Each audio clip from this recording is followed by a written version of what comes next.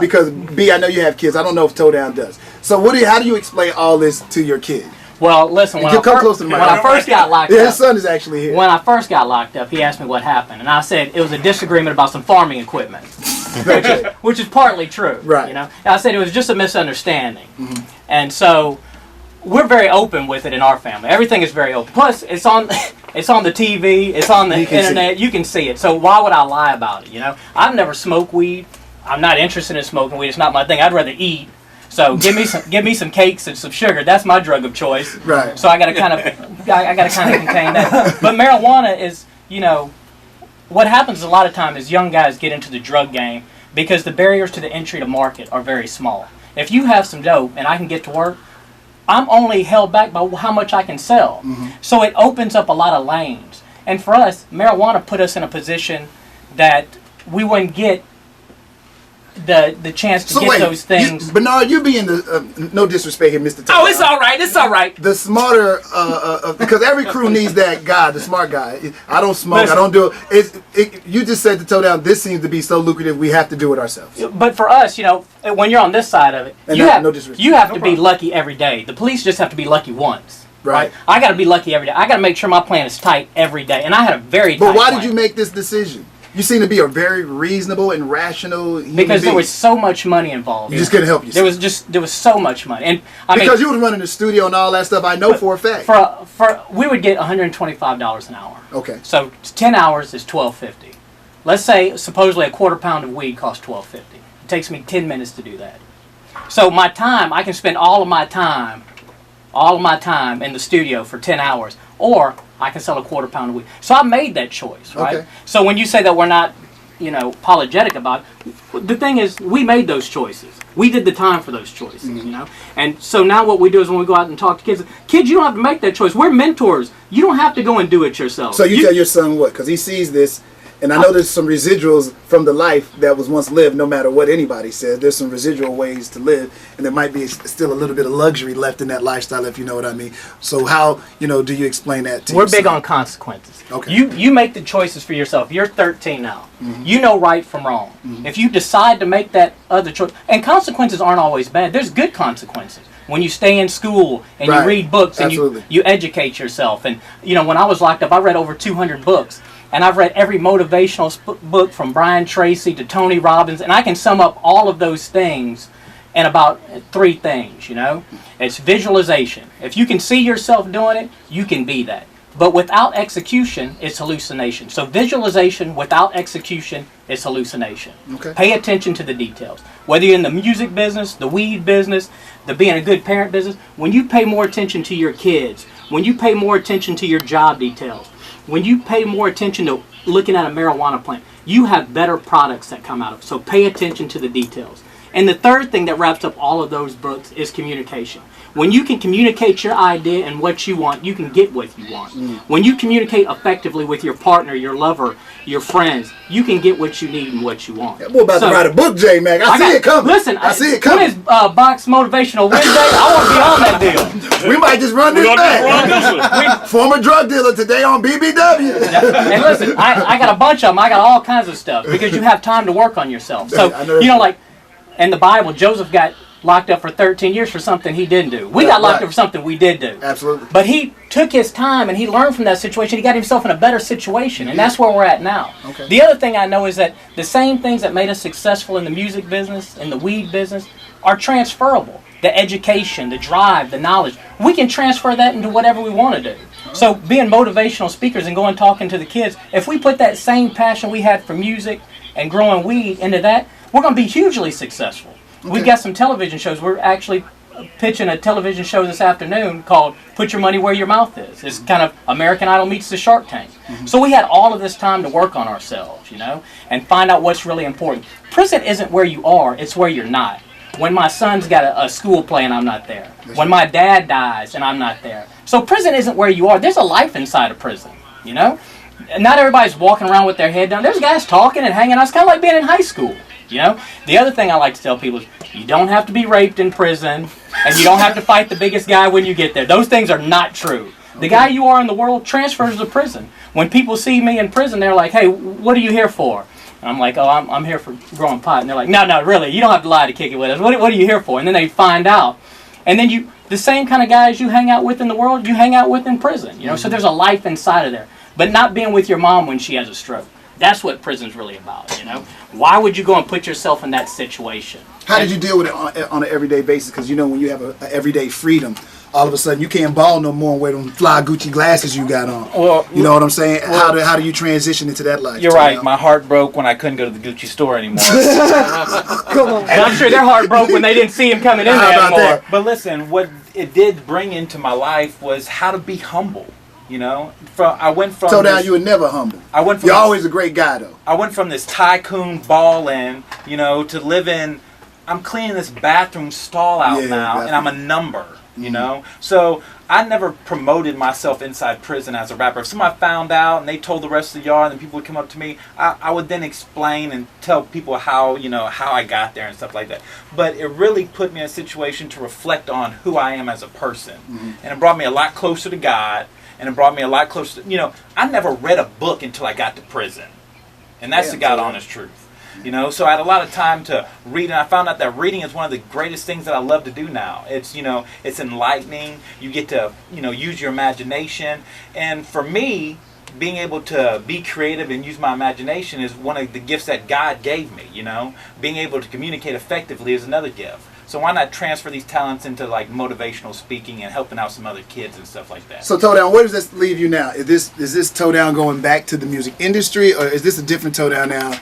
You know, will we all of a sudden 2 years from now see you back on the 6 o'clock news saying I reverted back because I just couldn't help myself with too much money to be made out in the game? You're gonna see me back on the news, but it's gonna be back for motivational speaking and helping out some kids. Okay. You know, music is my passion. It's what I'm doing. It's what I'll do until I die. Okay. It's just as long as there's one fan out there, I'll be. So we might hear more music from Toe Down. You will. Actually, you'll hear some more music very soon. I'm actually working on a project called Live from the Feds. The first single is called I Used to Know, but we'll get into that at a later date. This is not that interview. This is not to premiere Toe Down's new music. This is to let the world know that you are back. Toe Down's back. My brother and I are doing motivational speakings at these high schools. And if you want your school to make some money, to get you a good fundraiser going, we'll actually pay the school to come talk to kids. Wow. So we're actually going to be on the news, but it's going to be for something positive this time. I've had enough negative stuff in my life, and now it's time to do something positive and give back. And this is not court ordered. This is not something that... I was about to ask that. This is not something that the judge said, hey, you guys need to do this.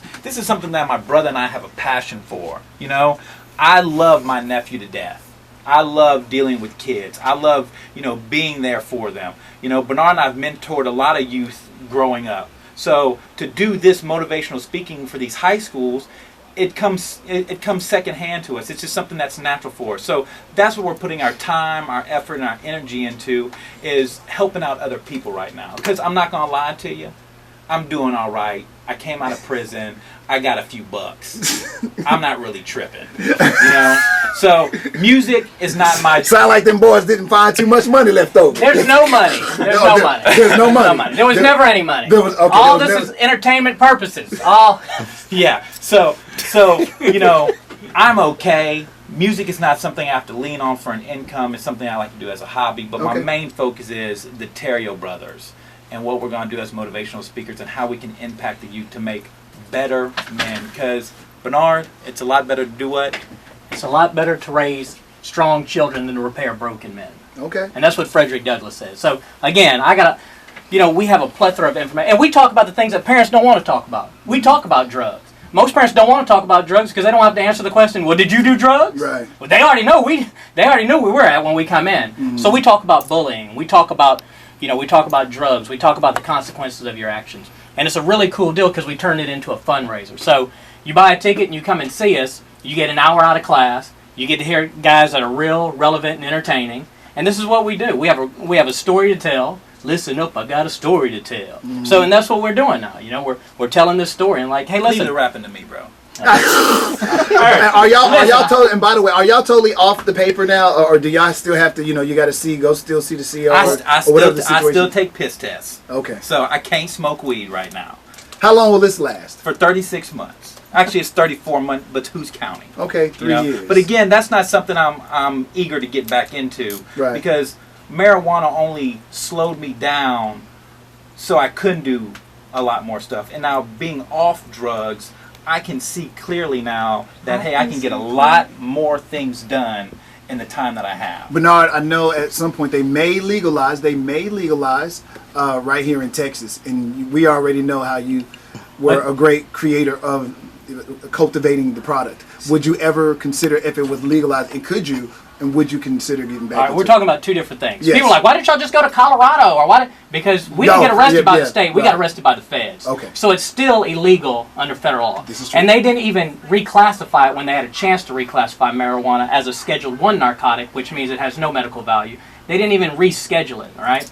So even if it becomes legal in Texas, you can't mess with it. I wouldn't mess with it because, the federal government, they're the federal government. You have so much money at your disposal, but we're talking about the federal government. They print the money. Let me tell you, if I said, hey, I want to invite you over to my house to play poker, but I win 97% of the time, you'd be like, I'm never going to play with him. That guy's cheating. Mm-hmm. And, I'm not saying the feds cheat, but they'll eventually get what they want. Because I remember a point you told me that you thought that you were untouchable. Well, your brother did. Listen, only poor people go to jail. That was my motto. Like, only poor people go to jail. You really thought that? No doubt about it. Yeah, and I'm not gonna lie. I thought I had the complexion for the protection. I was like, hey, I'm white. I got some money. I'm good. Man. Let's You know what? That's an honest ass statement. You felt, I'm white. I got money. I'm never going. They don't even mess with me. Most people won't be that honest. I appreciate Todan being honest and saying it. In the state, we were killing them. We had Kent Schaefer. We had some paper. Untouchable. Hey, that was just a side process of our business.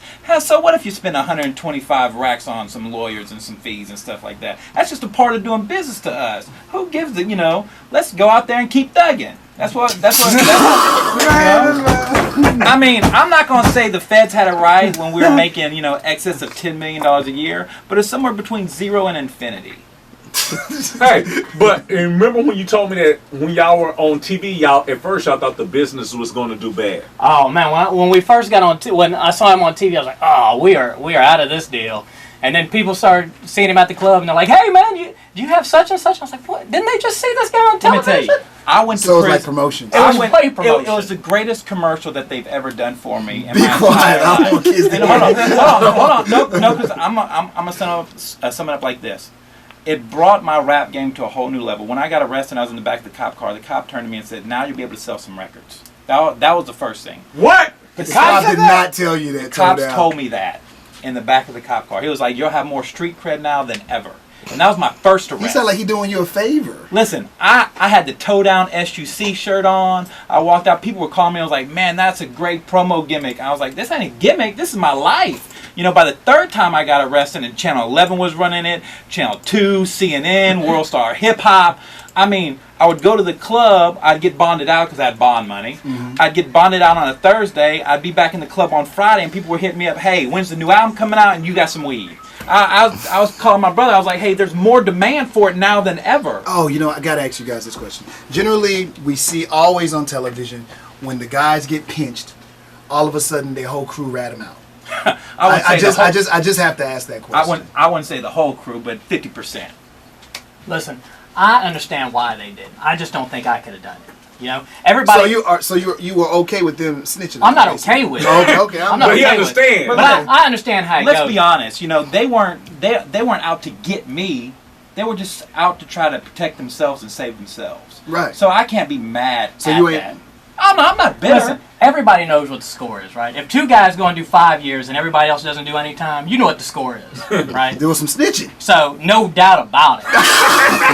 And so, the thing is that's all in the past. I can hold hostility and animosity. So you've moved on. Yeah, because only thing it does is I got to do that every day. I got to think negative thoughts about people every day. Why would I do that?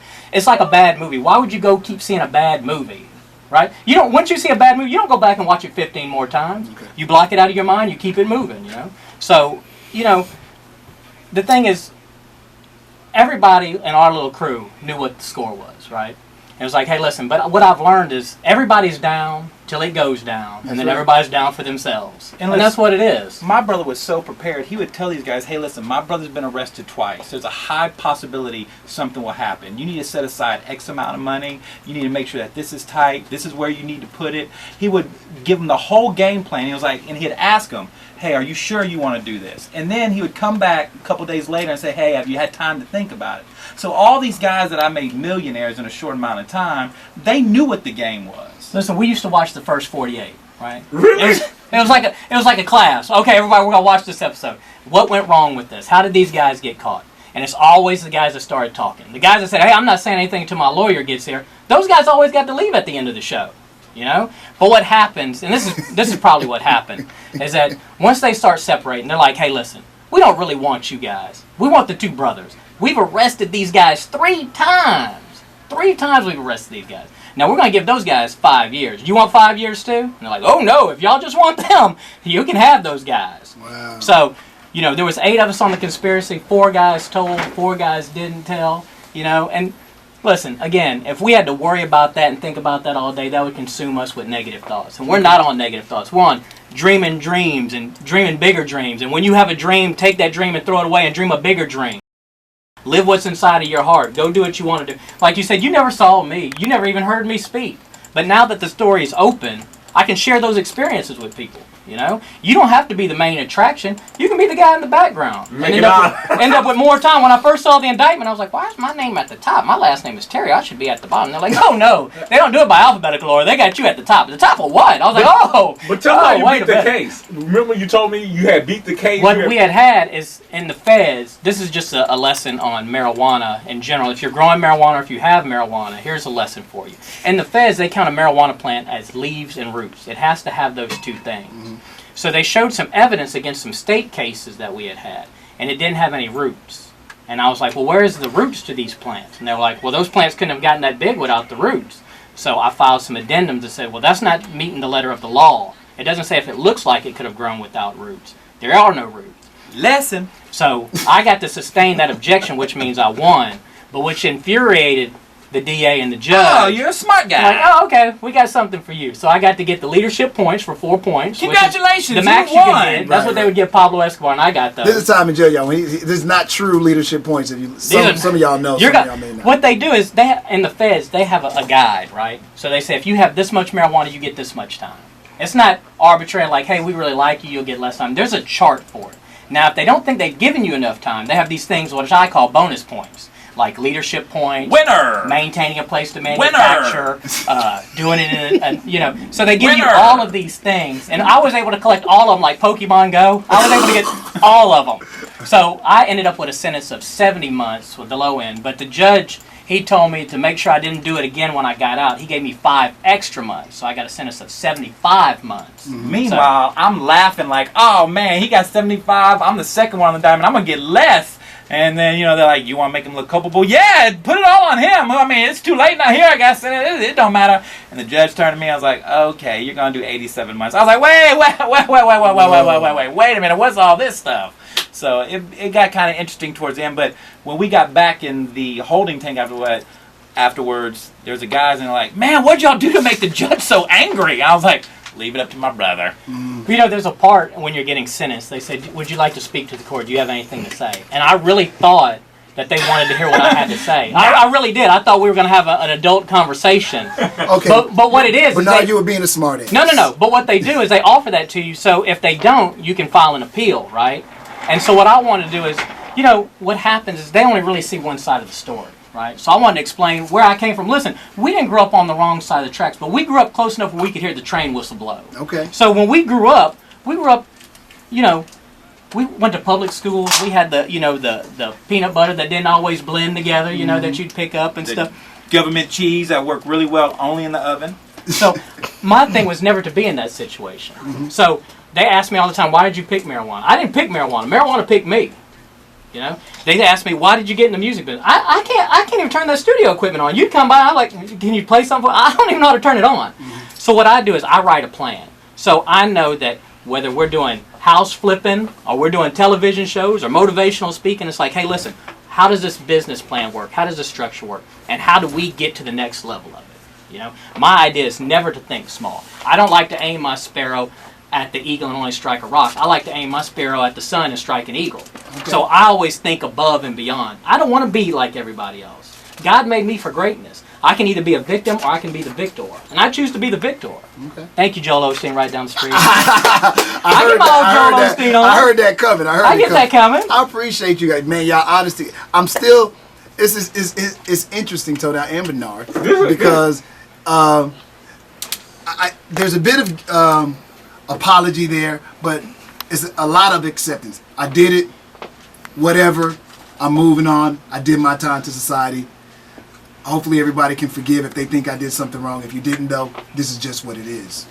And that seems to be where y'all at. And then you try to do a lot of positive things too, so I have to commend you for that. Well, and that's what we're going to do, you know. And it's you know, we made those choices. And we did that time for those choices. And we didn't get to see our dad's funeral. And we didn't get to help our mom when she had a stroke. So think about those things when you're out there moving around and making things happen, you know. Mm-hmm. It's the consequences of your action. That's right. And that's what our speech is about, the consequences. You don't have to go and do all of those things and fall into those same traps. Listen to someone who's already been there. Find you a mentor that'll help you get through it. Find you a mentor in the music game that'll help you get through it. Find you a mentor that wants to see you have a better life than what you have. And another thing we do is we build up students' self-confidence. You know, a lot of bullying is going on these days, but you have to be confident in your own skin. I walk around with these 4 curls on my head, and people are like, what is he, Amish? Is he Jewish? You know, but I'm confident in who I am. I own it, you know? Mm-hmm. So I get some teasing, and so I can be able to relate that to the students and help build up that strong character that they need to do better things in life. Well, good luck to y'all, man. I appreciate y'all. No luck y'all when you have this much skill. Look, I appreciate y'all being honest, very, very honest, because most people wouldn't be as honest with that information as you guys have been. And on top of that, it's good to see y'all again doing what y'all do, man. Hey, if y'all get a chance, check out theterriobrothers.com. If you want us to come speak at your school, hit us up at theterriobrothers.com. Spell it. It's the Terrio, THERIOT, brothers.com. You can also hit me up on Facebook, social media at towdown.com, and I'll link in. Or just call 832-836-9981. Okay. Good luck to y'all on everything. Thank you. Thanks for having us. Hey, Matt. Appreciate it. Appreciate it. Yeah. Jimbo, everybody.